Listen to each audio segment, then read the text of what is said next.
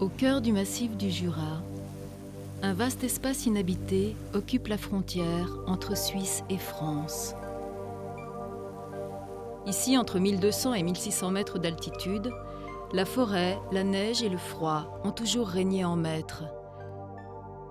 Pourtant, au fil des siècles, les hommes sont parvenus à apprivoiser une partie de ces lieux sauvages pour y faire paître leur bétail.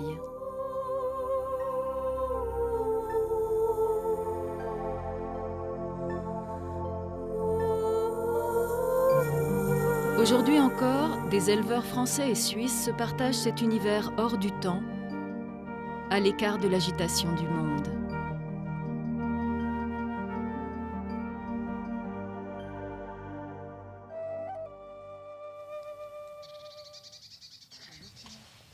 Pardon, vous avez le cendrier?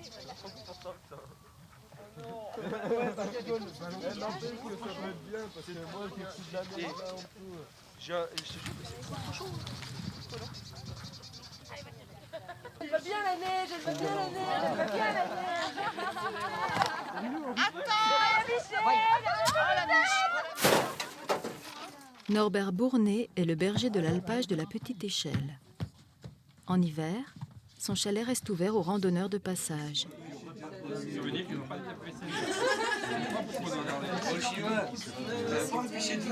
C'est un endroit où les gens aiment bien venir en hiver, quoi, pour un peu les paysages, des grands espaces ouverts, des prébois. C'est vrai que le prébois, c'est quand même assez unique dans le Jura, où disons, on peut faire une alternance de grands paysages et puis après de forêts. Le prébois, c'est donc les agriculteurs qui ont défriché les forêts. Hein. Et donc, ils ont vu tout de suite qu'en enlevant une partie de la forêt, on pouvait donc, avec des animaux, faire de la fabrication fromagère. Et donc, là, une plus-value économique intéressante, quoi. Mais en même temps, ils ont aussi, disons, conservé quand même des milieux, parce qu'il fallait que les bêtes aient des abris aussi, il fallait du bois pour le chauffage. Donc, ils ont gardé une biodiversité assez intéressante qui fait aujourd'hui ce milieu un peu unique qui est le prébois, quoi.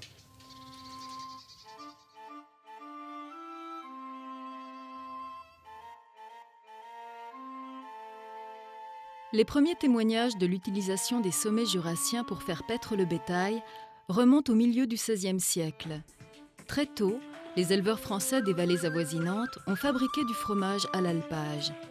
D'abord avec le lait de leurs vaches, puis avec celui de bêtes qu'ils louaient à des agriculteurs suisses afin d'augmenter leur production. Mais peu à peu, ceux-ci ont monté leur propre bétail à la montagne, en territoire français. Par la suite, un acte officiel entre les deux pays, le traité du package franco-suisse, a entériné cette ancienne tradition. Aujourd'hui, vaches et génisses des deux pays prennent toujours le chemin de cette transhumance originale. Les bêtes, c'est bientôt, mais bon, pas tout de suite, quoi. Là, c'est l'hiver, on est dans l'hiver.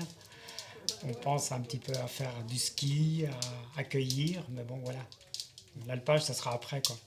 Ça dépend un peu de la... S'il y a eu un gros hiver comme cet hiver, là, c'est vrai que ça va être un peu plus retardé, je pense.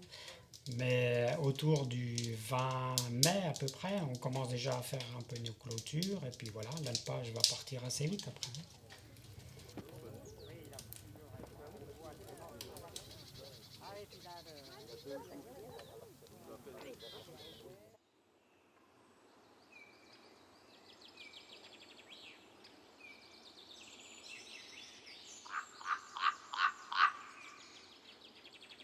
Cette année, malgré son abondance, la neige a abandonné les lieux sans résistance, sous la chaleur insistante d'un printemps précoce et très sec.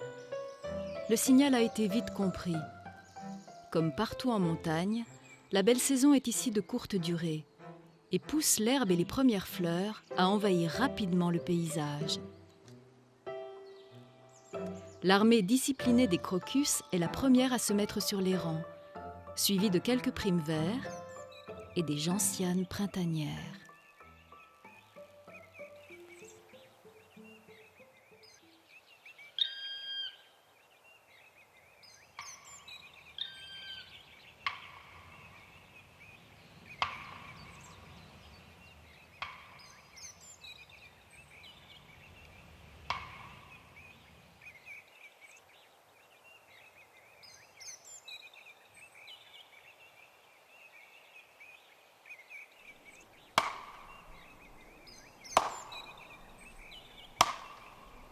Avec la neige, c'est vrai que ça détruit pas mal les fils, les crampillons, donc c'est vraiment un travail. On peut dire à peu près 2 km de clôture, hein.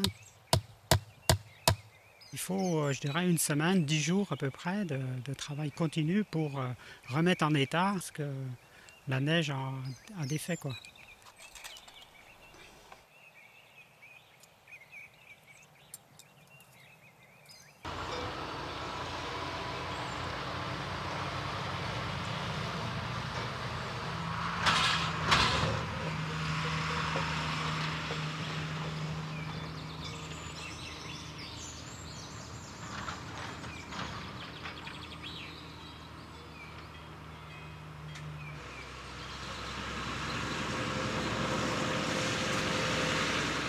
Accélération du temps oblige, la plupart des éleveurs français et suisses montent maintenant leurs bêtes en camion ou en bétaillère.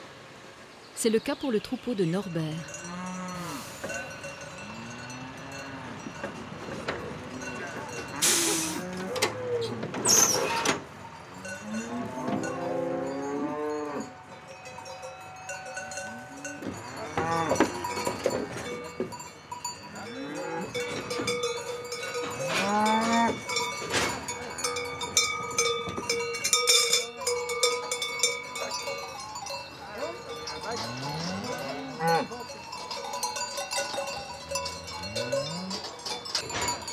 Premier contact entre le berger et ses nouvelles pensionnaires. Leur cohabitation durera plus de 4 mois, à condition que l'automne et les premiers froids n'arrivent pas trop tôt.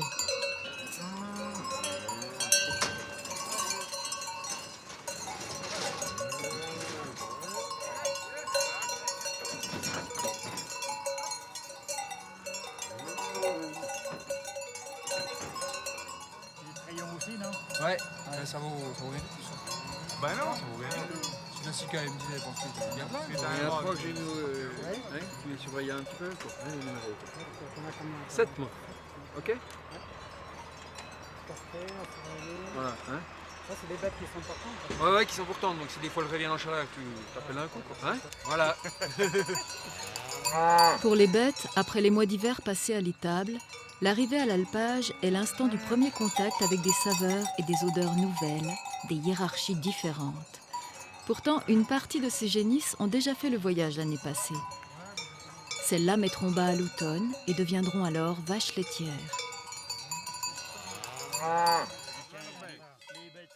Ça va impeccable, oui. T'es déjà sûr qu'il y en a déjà 3 mois, il ne va pas faire de mamie. Ouais, d'accord. Une cargaison piquée, mais pas les autres. Allez, la santé du berger. Je sauver à l'automne. Hein. Santé, santé, santé. Puis les associations s'en occupent bien aussi. Un alpage, c'est l'histoire de 3 partenaires. Donc, le propriétaire du chalet d'alpage, de la pâture, le syndicat pastoral donc, de la commune, et en fait, les bergers, qu'on est très content d'avoir. Donc en fait, on décide de monter tel jour toutes les genisses de la même commune tel jour. Le berger est au courant, on prépare le berger quelques jours à l'avance pour lui dire, ben voilà, on monte toutes les genisses là. Toutes les genisses sont montées donc en bétaillère pour une facilité. Donc dès que les genisses sont arrivées en alpage, c'est la responsabilité entière des bergers, jusqu'au jour de la descente.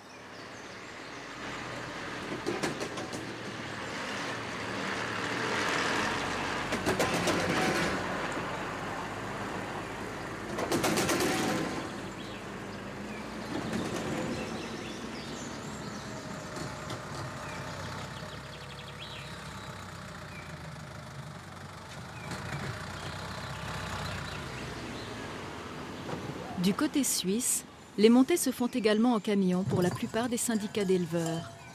Celle-ci concerne l'alpage de la Vermaude, voisin de la Petite Échelle et adossé directement à la frontière. Le chalet est inaccessible par la route. Les bêtes doivent donc quitter les bétaillères et marcher une demi-heure avant d'arriver à destination.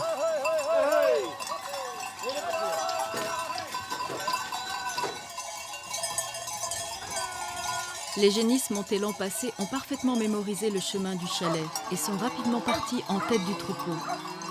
Elles laissent derrière elles les plus jeunes et quelques veaux qui font également partie du voyage.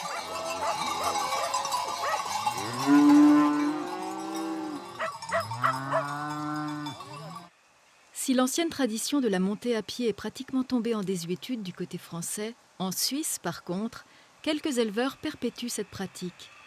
Ainsi, tous les ans, la montée à l'alpage du troupeau de Philippe Collet réunit les différents propriétaires des bêtes, leurs familles et quelques amis venus leur prêter la main pour l'occasion.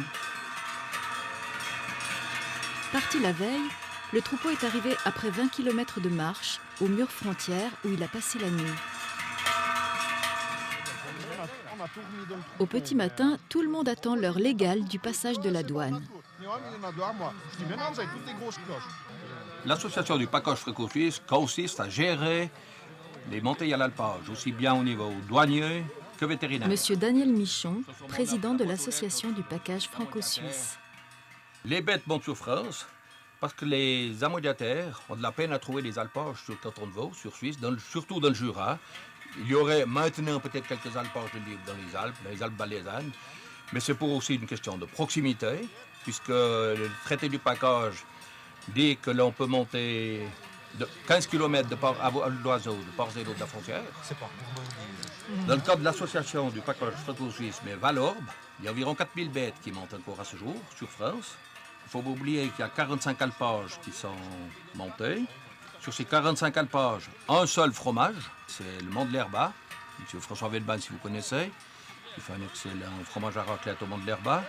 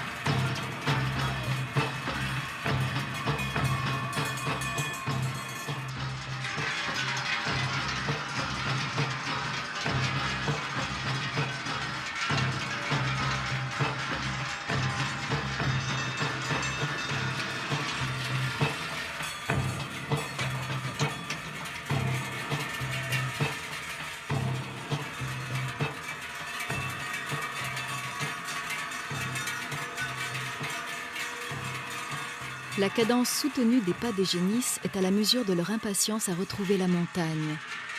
À tel point que les conducteurs du troupeau sont très souvent obligés de les ralentir, afin que la colonne ne s'emballe pas.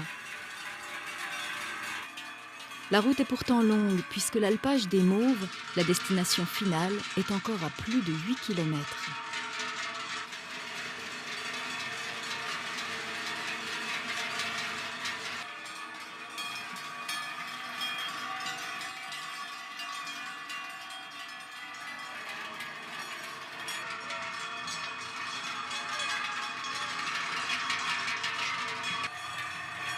Satisfaction de l'arrivée, pour les hommes et pour les bêtes.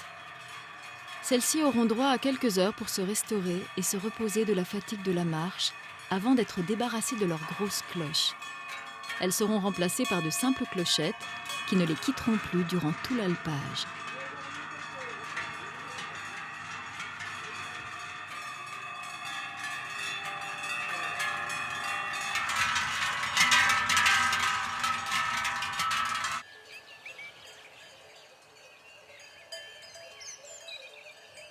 En moins de 15 jours, au fil des montées qui se succèdent, la montagne se remplit de plusieurs milliers de bêtes, rapidement absorbées dans l'immensité du paysage.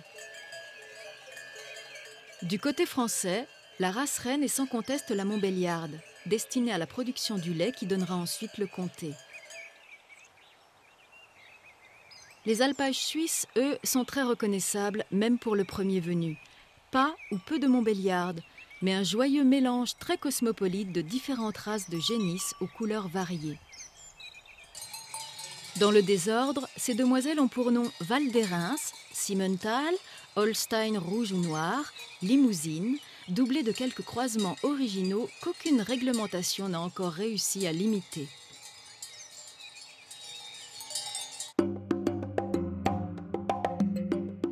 L'alternance délicate des pâtures et de la forêt du Prébois est restée relativement stable au fil du temps.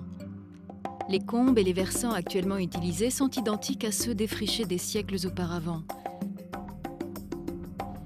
Ils sont toujours parcourus par le bétail qui, à sa façon, en entretient la pérennité en broutant.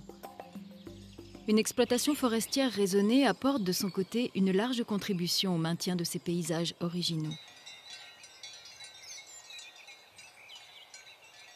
Au sol, des réseaux de murets séparent les alpages et leurs différents parcs. Ils sont constitués de multitudes de pierres, prises autrefois dans des carrières rudimentaires ou inlassablement arrachées au pâturage pour en améliorer la qualité.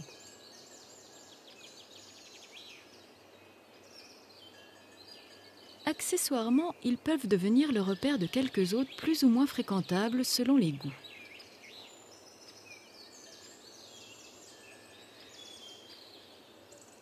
Celle-ci est une vipère péliade, une habituée de certains milieux inhospitaliers du massif jurassien.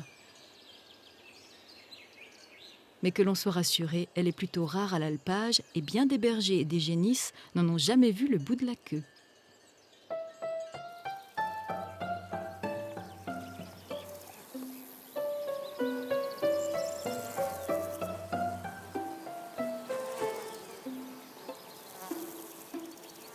Du côté de la flore, le monde du Prébois est d'une très grande richesse. Tout au long de la saison d'alpage, les génisses sont à se mettre sous la dent ou à contempler, à les savoir, une grande diversité de plantes et de fleurs aux saveurs et aux formes différentes.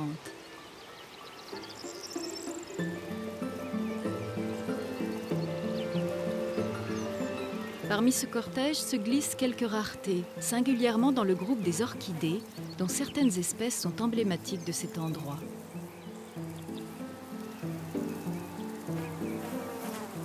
Même la famille gentiane a ici son espèce originale et peu répandue, la gentiane croisette. Elle est l'hôte unique de la chenille d'un papillon plutôt rare. Étrangement, cette chenille se fera ensuite nourrir par des fourmis.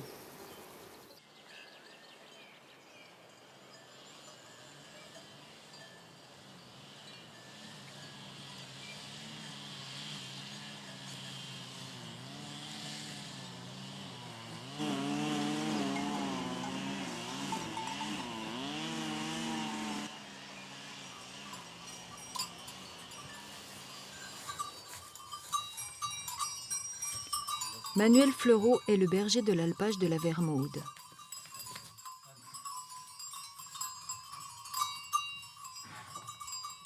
Je travaille avec un syndicat de paysans suisses d'un village qui s'appelle Moiry. Donc c'est un village qui est proche de La Sarraz, Cossonay. Les bêtes, elles franchissent la douane en camion. Donc les bêtes sont lâchées des camions en bas de la grande échelle. Après, on monte ensemble à pied.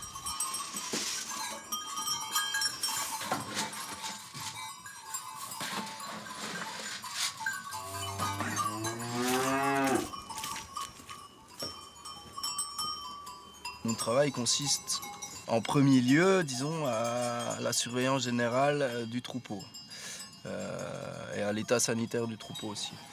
Donc voilà, donc j'ai mes veaux, je les rentre tous les jours, tous les matins, dans le but de leur donner du granulé. Et aussi le fait de les rentrer, de les attacher, ça les docilise énormément. Donc voilà, après les génisses, je vais les contrôler tous les jours, voir si tout va bien, s'il n'y a pas de problème de mamite ou de boiterie, des choses comme ça. Au-delà de ça, au-delà de la surveillance du troupeau et de l'état sanitaire général des bêtes, il y a tout ce qui est un petit peu attrait au pâturage. Là, on est quand même dans une problématique de prébois où, disons qu'on a quand même, la forêt a quand même tendance à se refermer un petit peu par rapport au pâturage. Donc, moi, j'essaye d'éliminer des espèces végétales un peu colonisatrices, genre le chardon, la verâtre. Donc la vératre en plus c'est une plante toxique pour le bétail et c'est une plante qui colonise très vite. Donc j'essaye quand même de contenir ces espèces-là au mieux. Après, il faut aussi faire quelques buissons pour un peu ouvrir un peu plus de pâturage pour les bêtes, quoi.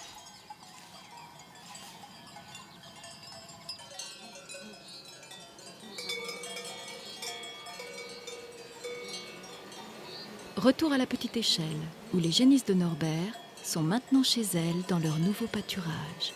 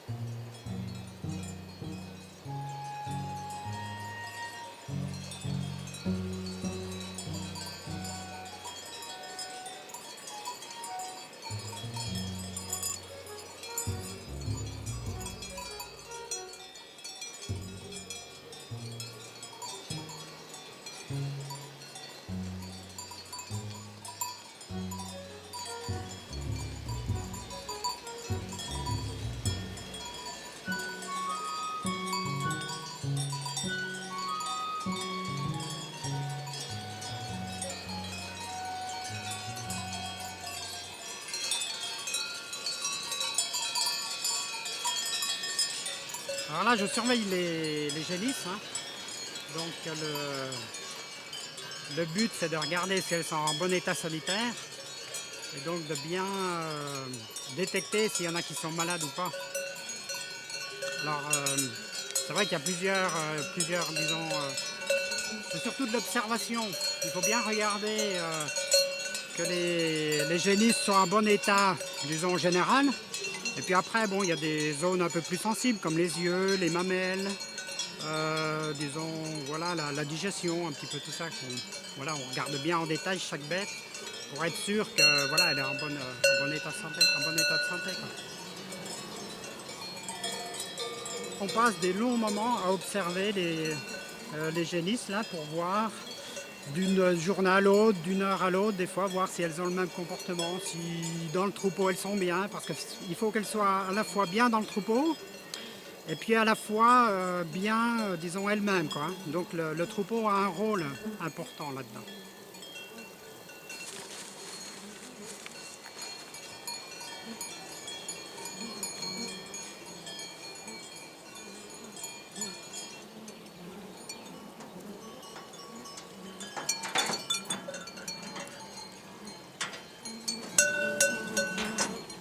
L'autre aspect fondamental du travail de berger est d'assurer en permanence la ressource en eau pour le troupeau.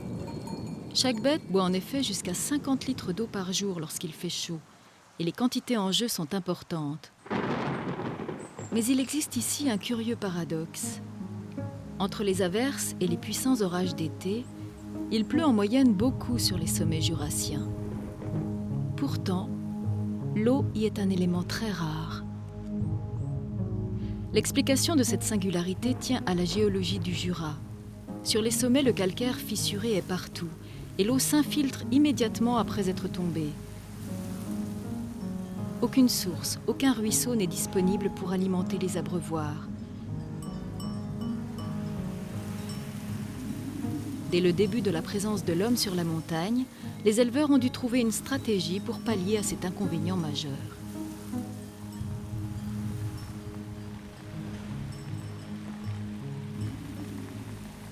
La solution au problème de l'eau est en fait extrêmement simple. On la rencontre d'ailleurs sans le savoir sous forme de curieuses constructions disséminées un peu partout dans les alpages. Ceci n'est rien d'autre qu'un capteur à eau, identique dans son principe à un capteur solaire. Une surface intercepte la pluie et la canalise. À chaque averse, l'eau rejoint ainsi une citerne, creusée à même la roche, sous le dispositif de captage. Beaucoup d'entre elles sont très anciennes et peuvent contenir plusieurs dizaines de mètres cubes de liquide. Les citernes sont placées en position surélevée et alimentent les abreuvoirs par un simple système de siphon amorcé par les bergers.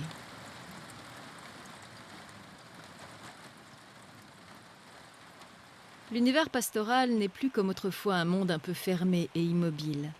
Régulièrement, dans le cadre de l'Association des bergers franco-suisses, ceux-ci se retrouvent pour des rencontres de formation. L'alpage de la petite échelle a 60 hectares en tout. Il y a 35 hectares de terre, je dirais, utile. Après, il y a une vingtaine d'hectares de pré-bois. Et puis le reste, c'est du bois quand même. Après, donc, il y a des types de sols très différents, comme ici, on a des pelouses sèches. Le but de ces rendez-vous est de partager les expériences et les savoir-faire de chacun dans différents domaines. Aujourd'hui, le thème de la journée est consacré au pâturage et à leurs différentes problématiques, avec pour exemple ceux de l'alpage de Norbert.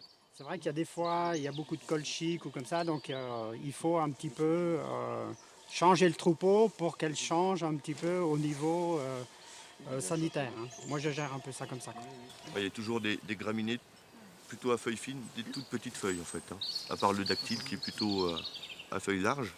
Au-delà de ces échanges internes à la profession, des aides institutionnelles permettent également de faire venir des intervenants extérieurs, spécialistes de disciplines variées.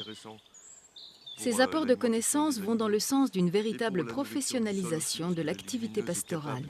De fixer l'azote atmosphérique et de la restituer au sol. Jean-Yves Van Stellan, chargé de mission pastoralisme au parc naturel régional du Haut-Jura. Un boudin pour voir le taux d'argile en fait. Si vous arrivez à faire un boudin qui se tient, c'est que c'est un sol très argileux. Voilà. Très très peu d'argile. Hein. Et plutôt du sable fin quoi. Limon, sable fin. Ouais, voilà quoi, des sols de 10-15 cm maximum quoi. Donc, il faut laisser en l'état quoi, mettre de la fertilisation là-dessus, ça sert à rien quoi, ça va pas réagir comme disent les agriculteurs quoi.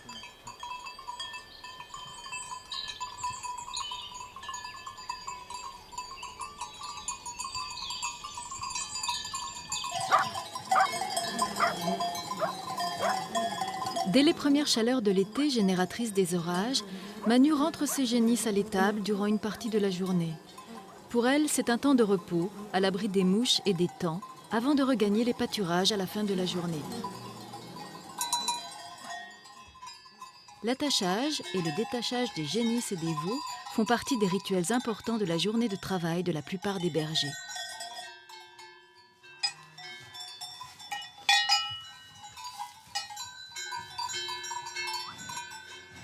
Norbert, de son côté, n'est pas astreint à l'obligation de rentrer ses bêtes chaque jour. C'est une option prise par les propriétaires de ces génisses. Seule la nécessité d'un soin l'oblige parfois à utiliser l'écurie du chalet.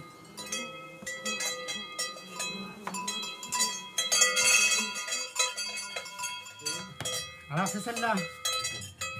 Je crois qu'elle a un début de mamite, alors il faut quand même qu'on regarde. Vu que c'est des bêtes qui vont donc être des futures laitières, il faut vraiment regarder les mamelles parce que c'est ce qui est vraiment important quand même. Hein. Donc là il y a quelque chose, je ne sais pas si elle a été piquée par une mouche ou une guêpe, mais elle a enflé, donc il faut vraiment qu'on vérifie que ça ne soit pas infectieux, quoi. Donc voilà, on va regarder un petit peu. Donc il faut un petit peu la rendre un peu docile parce que là elle est un peu énervée.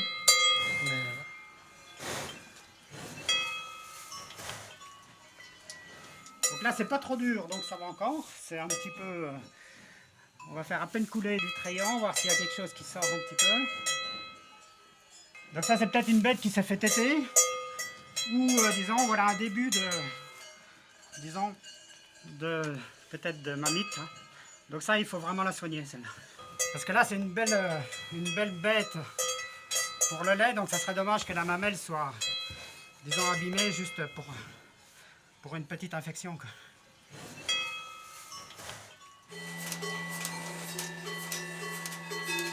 Le rythme de vie d'un alpage à génisse est très différent de celui des anciens alpages à vaches laitières, qui étaient la règle autrefois partout dans la montagne. L'alpage du Mont de l'Herba est le dernier témoin côté français de cette histoire ancestrale. Ici, du premier au dernier jour de l'alpage, le rituel de la traite et de la fabrication du fromage encadre avec une rigueur d'horloger le déroulement de chaque journée.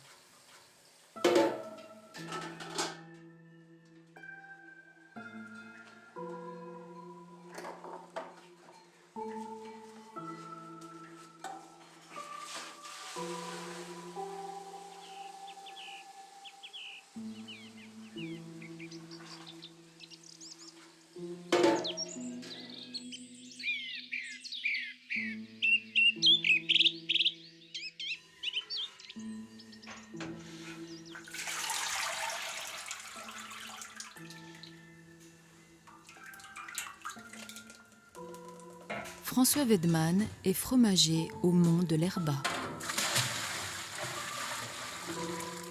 Les gestes sont ceux de toujours. Chacun d'eux est empreint de l'expérience des années, celle du fromager lui-même et celle transmise par tous ses prédécesseurs. Ils sont la condition nécessaire à la perfection du résultat final, la réussite du fromage de la journée.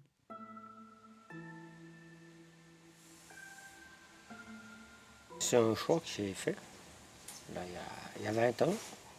J'ai décidé de faire autre chose. Je suis parti fromager à la montagne avec mes vaches. Puis, fil en aiguille, j'ai changé d'alpage plusieurs fois. Puis, j'ai eu l'opportunité de louer ces 2 alpages, là, le Grange Dernier et Mont de l'Herba, en 97. Et puis quand j'ai vu le chalet du Mont de l'Herba, comme c'était équipé, je me suis dit, ça me convient très bien. C'est un beau chalet, hein, tout est nickel pour la fabrication du fromage. Hein. C'est un chalet qui était prévu pour. Alors je me suis embrayé, j'ai dit départ. J'ai tout remis en route.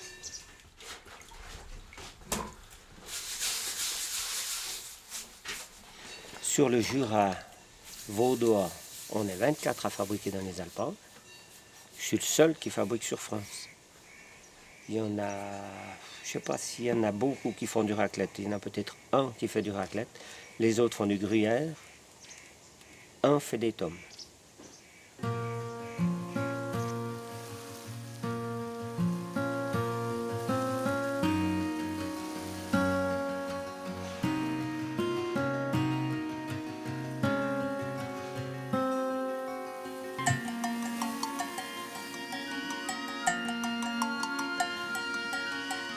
Au fil des semaines passées depuis la montée des troupeaux, l'alpage et ses acteurs ont pris la mesure du rythme de la montagne. Ici, la succession des heures et des jours n'a pas le même sens que dans les vallées. Seuls de lents et subtils changements de couleur, d'odeur et de son marquent imperceptiblement l'écoulement du temps.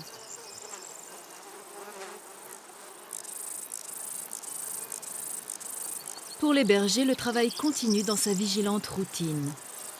Attention permanente aux bêtes, à l'approvisionnement en eau et surtout à l'état de l'herbe qui les oblige à déplacer régulièrement les troupeaux d'un parc à l'autre.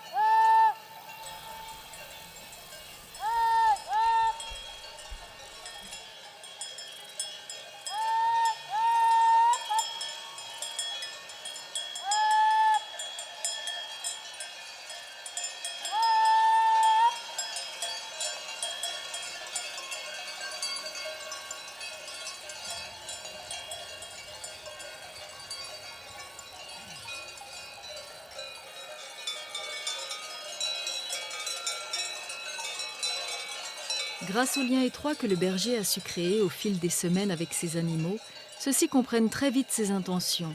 Inutile donc d'aller les chercher très loin du chalet, à l'extrémité des parcs où ils pâturent parfois.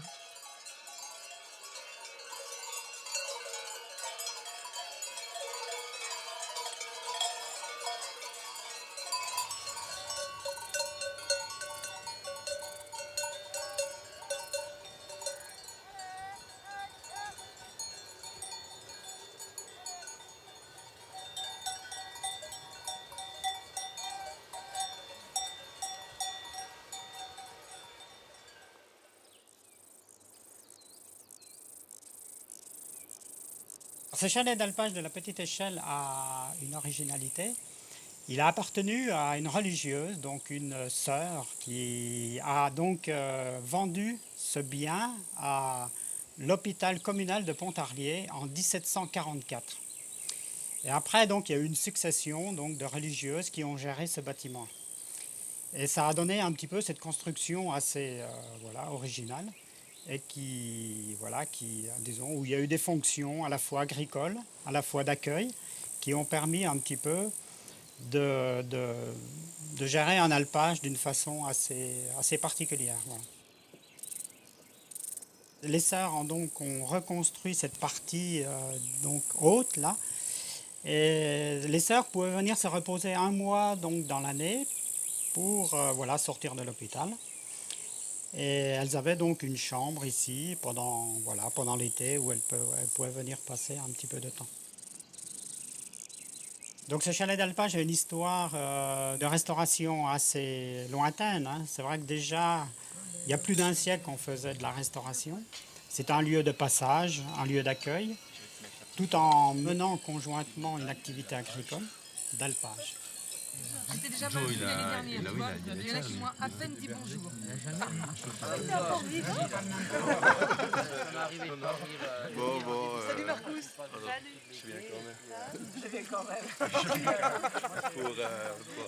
T'as bien fait.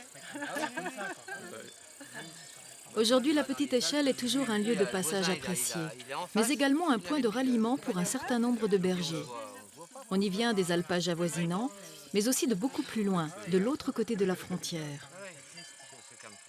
Le problème d'être seul à l'alpage, c'est pas un souci. On aime bien aussi la solitude. Mais bon, c'est vrai que si un soir on avait envie de par sortir 16 balles, toi, ça fait 1500 balles, quoi. Donc c'est comme si j'avais 12 000, quoi. Fromage. Salut Émile. Alors, Alors, passé un bon été. Ça va, ça va. Et on est aussi bronzés les uns que les autres. Hein. Moi, on n'était pas en Corse, à nous. C'est chaud. Ils t'ont livré de l'eau, plein, pour faire des canoës. Ah, d'accord.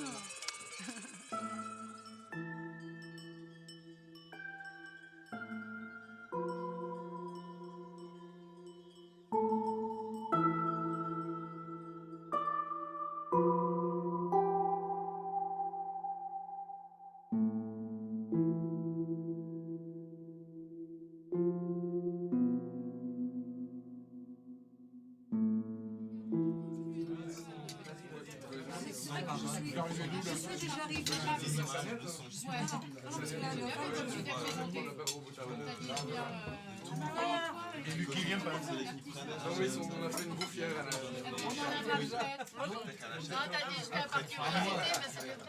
Denain, ouais. C'est où la fête? Auprès de Denain. Mais bien sûr. Comme ça. Ouais, tu seras là. Mais bien sûr. J'ai des panneaux solaires. Ça c'était parti. Ça c'est vrai. Moi j'ai mis des claques. Ah, uniquement j'utilise environ 700 bougies. Ouais, parce que le gars, c'est chiant, si tu veux. C'est le manchon, là, ce truc que tu vises, ça. Si toi, tu sais, bon, t'es gentil avec le machin, mais si t'as un copain qui passe, ils sont gentils, les copains qui passent. Ils veulent toujours faire des choses, des fois, que c'est mieux qu'ils ne le fassent pas, quoi, toi. Avec l'allumette, eh ben, ils percent le machin. J'ai posé 3 kilos dans la cuisine. Je pense pas qu'on ait mangé 3 kilos de boulanger berger. 6h30, tout le monde debout. Saute dans les bottes, on met les bouts. Même pas le temps de boire un petit café. Sinon les veaux, ils vont se barrer. Alors il faudra rapercher, seulement jusqu'au fin fond du pré. Vache, vache, vache, vache, vache, vache, vache. Ça y est, les veaux sont attachés.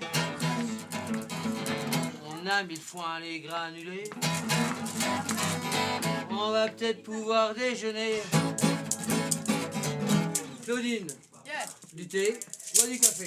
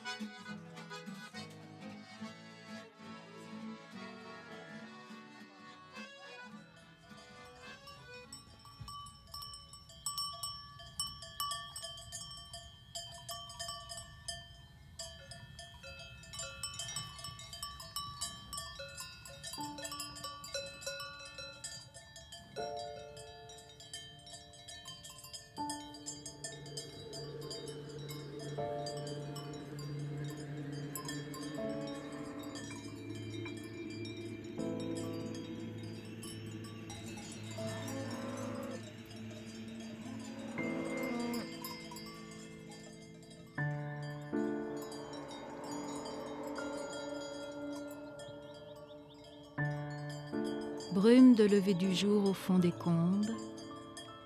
Elles apparaissent un matin de septembre sans crier gare. Sublime signal des premières nuits étoilées, devenues tout à coup très fraîches.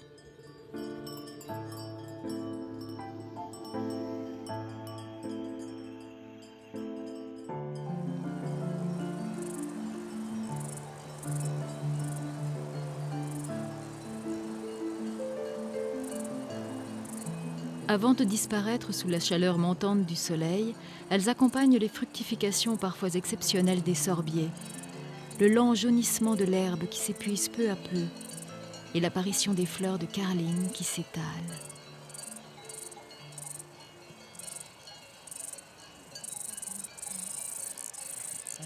De rester à la montagne, il y a un hiver, parce qu'évidemment, ce sera pas la même chose. Mais le déchirement, bon d'abord on n'a plus le troupeau d'un seul coup, donc c'est difficile quand on est attaché à son troupeau. Ouais, ça fait un vide quoi. Ça fait un vide, hein, les cloches, hein, surtout quand ça puis le toucher, les caresses, je sais pas, le poil et tout ça, enfin tout le contact. Dans une maison, on manque d'espace quoi. Moi ce qui me manque c'est d'être dehors chez moi, tout mon pâturage je suis chez moi et d'un seul coup je dois m'enfermer dans une petite boîte quoi. Et je vais essayer de rester. Bon, ça sera pas la même saison, il y aura plus de troupeaux, il y aura la neige et tout ça, et pourquoi pas, quoi. Moi, c'est le déplacement qui me coûte beaucoup, hein. C'est vraiment de quitter ce lieu où je suis bien, quoi. Non, ben moi, voilà, c'est la fin de l'alpage. Bon, voilà, je suis triste un petit coup, et puis après, ben, voilà, c'est le début d'autre chose aussi. Je fais d'autres choses l'hiver, donc ça me va aussi, quoi. Ouais, moi j'aime bien l'automne, c'est vrai que t'as fait ton travail, Bah ouais. c'est la fin de saison, c'est vrai que c'est les récoltes, la fin des récoltes et tout ça, il y a plein de choses à ramasser, les champignons, moi j'aime bien cette transition été-automne, et après l'hiver, voilà, c'est la neige, mais après tu redescends dans la vie familiale, tu fais autre chose. Claude, tu descends quand? Moi, j'ai mes veaux qui partent lundi. Et puis l'autre éleveur qui met toutes ses génisses chez moi, il n'est pas pressé. Tant qu'il y a de l'eau et de l'herbe, il reste. Et j'en suis fortaise. Il me reste un mini troupeau. Mais ouais, avec ce beau temps, c'est agréable. Et toi, Norbert? Ben, moi, je crois que cette année, d'habitude, ils sont pressés de descendre, mais cette année, je sais pas, j'ai pas de nouvelles, je sais même pas quand ils vont descendre. Alors, j'attends. Aux champignons, je bricole un peu par ici, il y a encore un peu de monde dans l'auberge, non, ça me dérange pas. Ouais, parce que là, tu peux avoir un petit coup d'œil sur les bêtes.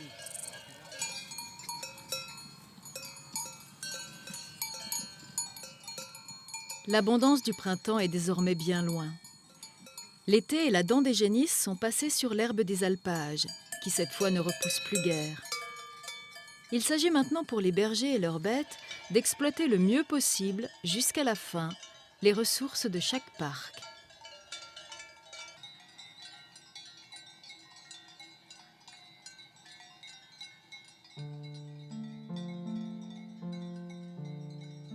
À partir de ce moment, tout peut basculer très vite. Les brumes matinales ne se dissipent plus aussi facilement avec l'arrivée du soleil. Elles annoncent le givre et les gelées blanches. Première prémisse de l'arrivée à présent possible des tout premiers flocons de neige.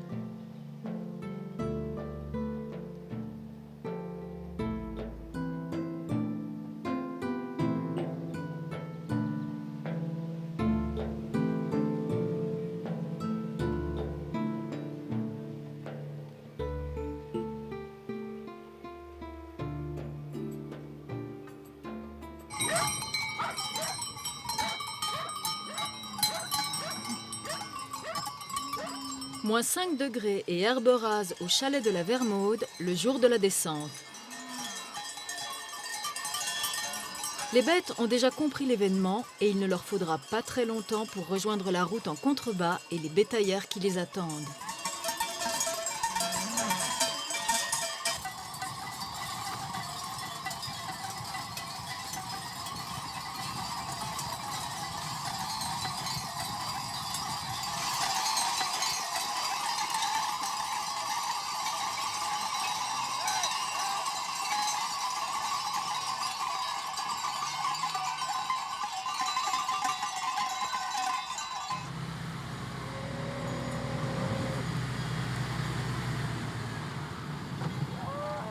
En quelques jours, les alpages se videront ainsi les uns après les autres de leurs troupeaux et des hommes qui les ont accompagnés durant les 4 mois de la saison.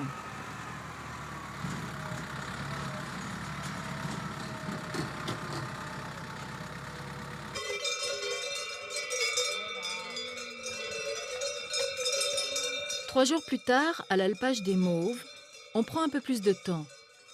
L'heure est aux préparatifs, car la descente des génisses conserve comme à la montée toutes les habitudes du cérémonial traditionnel.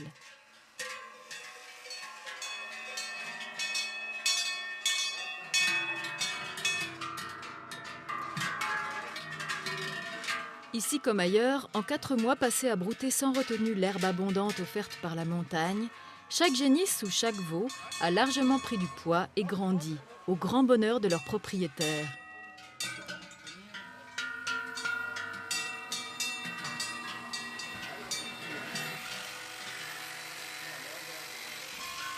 Il faudra une grande matinée, tonte des queues comprises, pour parvenir à équiper l'ensemble du troupeau et faire enfin les premiers pas vers la vallée.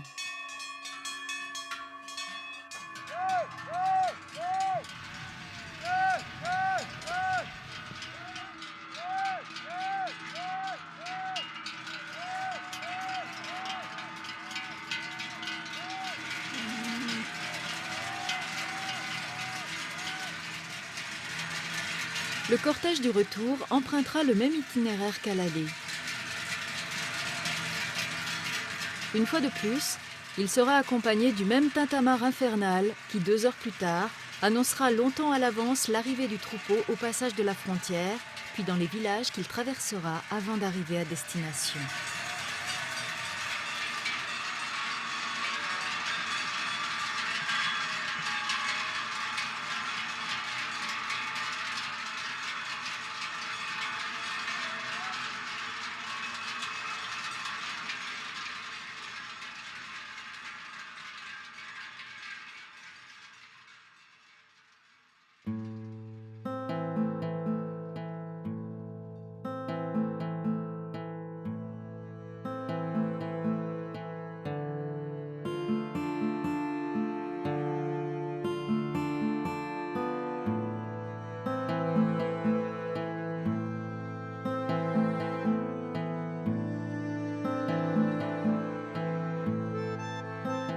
Dans quelques jours, les hommes reviendront une dernière fois dans les alpages pour fermer les chalets et les préparer à résister aux assauts de l'hiver. Car il ne se passera parfois qu'un petit mois après la descente des bêtes, avant que le froid et la neige ne reprennent à nouveau possession des lieux.